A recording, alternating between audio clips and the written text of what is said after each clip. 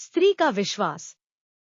एक स्थान पर एक ब्राह्मण और उसकी पत्नी बड़े प्रेम से रहते थे, किंतु ब्राह्मणी का व्यवहार ब्राह्मण के कुटुंबियों से अच्छा नहीं था। परिवार में कलह रहता था।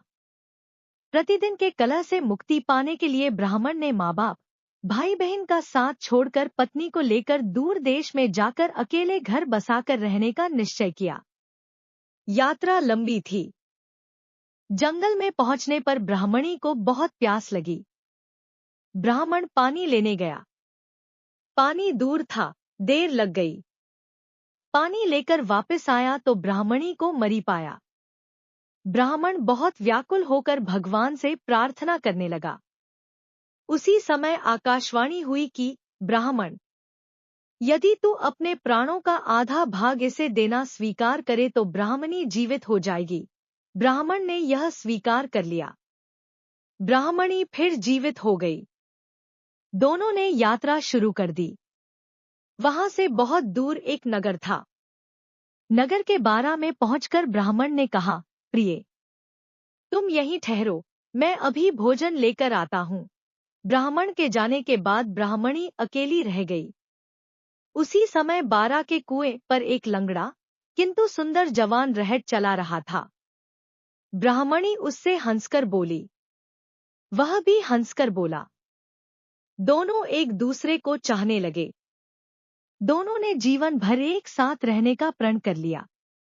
ब्राह्मण जब भोजन लेकर नगर से लौटा तो ब्राह्मणी ने कहा, यह लंगड़ा व्यक्ति भी भूखा है, इसे भी अपने हिस्से में से दे दो। जब वहां से आगे प्रस्थान करने लगे तो ब्राह्मणी ने ब्राह्मण से अनुरोध किया कि इस लंगड़े व्यक्ति को भी साथ ले लो, रास्ता अच्छा कट जाएगा। तुम जब कहीं जाते हो तो मैं अकेली रह जाती हूँ। बात करने को भी कोई नहीं होता। इसके साथ रहने से कोई बात करने वाला तो रहेगा। ब्राह्मण ने कहा, हमें अपना भार उठाना ही कठिन हो रहा है, इस लंगड़े का भार कैसे उठाएंगे? ब्राह्मणी ने कहा, हम इसे पिटारी में रख लेंगे। ब्राह्मण को पत्नी की बात माननी पड़ी।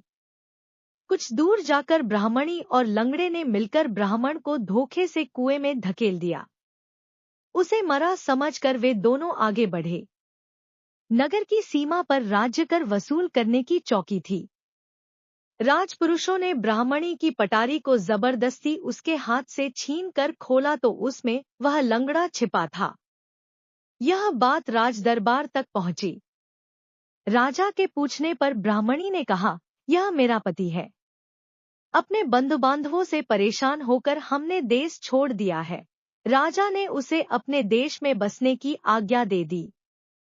कुछ दिन बाद किसी साधु के हाथों कुएं से निकाले जाने के उपरांत ब्राह्मण भी उसी राज्य में पहुंच गया।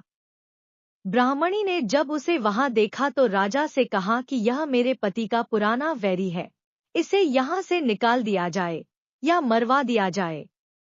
राजा ने उसके वध की आज्ञा दे दी।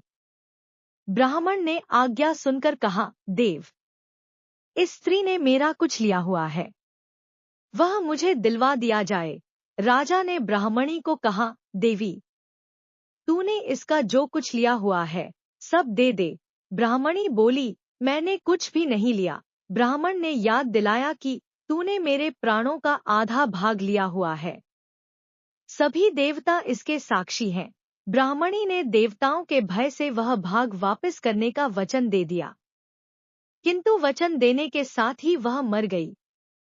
ब्राह्मण ने सारा वृत्तांत राजा को सुना दिया।